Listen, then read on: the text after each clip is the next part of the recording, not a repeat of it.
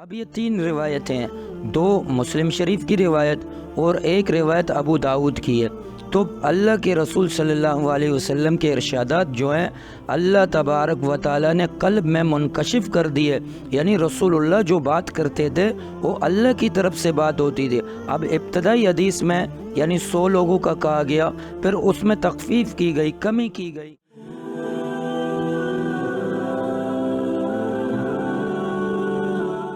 اعوذ باللہ من الشیطان الرجیم، بسم اللہ الرحمن الرحیم۔ آج میں آپ کے سامنے حدیث کا حوالہ دے کے یہ بتلاؤں گا کہ میت میں کتنے لوگ شریک ہوں گے، یعنی نماز جنازہ میں کتنے لوگ شریک ہوں گے، ان کی وجہ سے اللہ اس میت کی بخشش کریں گے۔ تو سب سے پہلے میں روایت پیش کروں گا، مسلم شریف کی روایت ہے امی عائشہ رضی اللہ تعالیٰ عنہ سے، کہ امی عائشہ رضی اللہ تعالیٰ عنہ سے روایت ان عائشہ عن النبی صلی اللہ علیہ وسلم قال ما میت نصلی علیہ امت من المسلمین یبلغون میتا کلهم یشفعون له الا شفعوا فی۔ اس روایت میں امی عائشہ رضی اللہ تعالیٰ عنہ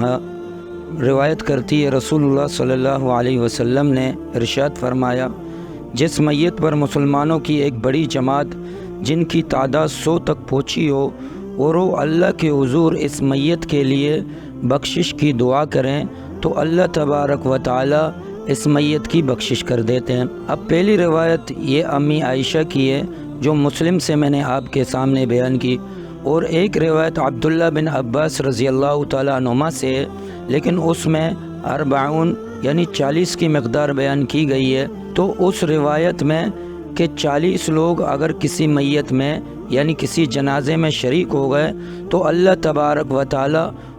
اس میت اس جنازے کی بخشش کریں گے۔ اب اور روایت بھی مسلم میں موجود ہیں، تو اس کے کچھ الفاظ آپ کے سامنے بیان کرتا ہوں۔ فَإِنِّي سَمِعْتُ رَسُولَ اللَّهِ صلی اللہ علیہ وسلم يَقُولُ مَا مِن رَجُلٍ مُسْلِمٍ يَمُوتُ فَيَقُومُ عَلَى جَنَازَةِ 40 رَجُلًا لَا يُشْرِكُونَ بِاللَّهِ شَيْئًا إِلَّا شَفَعَهُمُ اللَّهُ فِيهِ۔ اب اس روایت میں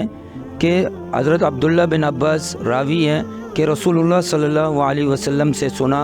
کہ اگر مسلمانوں میں سے یعنی 40 لوگ اس جنازے میں شریک ہو جائیں اور 40 لوگ بھی ایسے ہوں کہ جنہوں نے کبھی شرک نہ کیا ہو، تو ان کی سفارش کی وجہ سے اللہ تبارک و تعالی اس میت کی بخشش کر دیں۔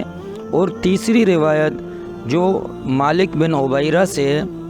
اس کو ابو داؤد میں روایت ہے اس کی، عن مالک بن عبیرہ قال سمعت رسول اللہ صلی اللہ علیہ وسلم ما من مسلم يموت فيصلي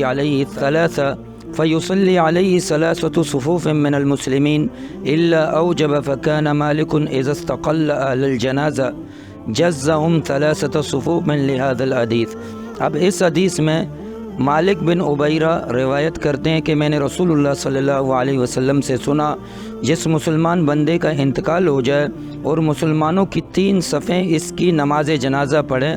اور اس کے لیے مغفرت و جنت کی دعا کریں تو اللہ تعالیٰ اس بندے کے واسطے مغفرت اور جنت واجب کر دیتا ہے، یعنی 3 صفیں۔ تو مالک بن عبیرہ سے اس حدیث کی روایت کرنے والے مرثد یزنی کہتے ہیں کہ مالک بن عبیرہ کا یہ دستور تھا کہ جب وہ جنازہ پڑھنے والوں کی تعداد کم محسوس کرتے، یعنی 40 سے کم محسوس کرتے، تو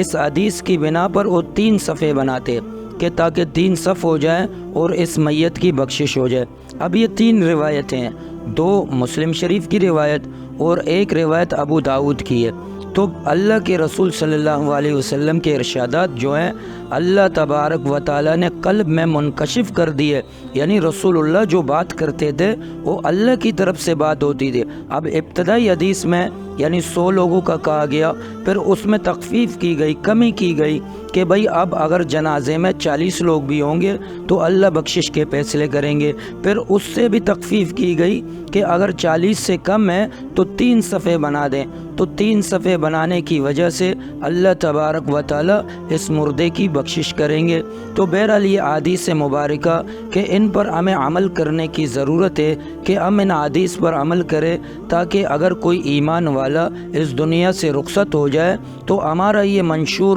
یہ ہو کہ اس کی بخشش ہو جائے تاکہ آخرت کے مراحل اس کے لیے آسان ہو جائیں۔ وآخر دعوانا الحمد للہ رب العالمین۔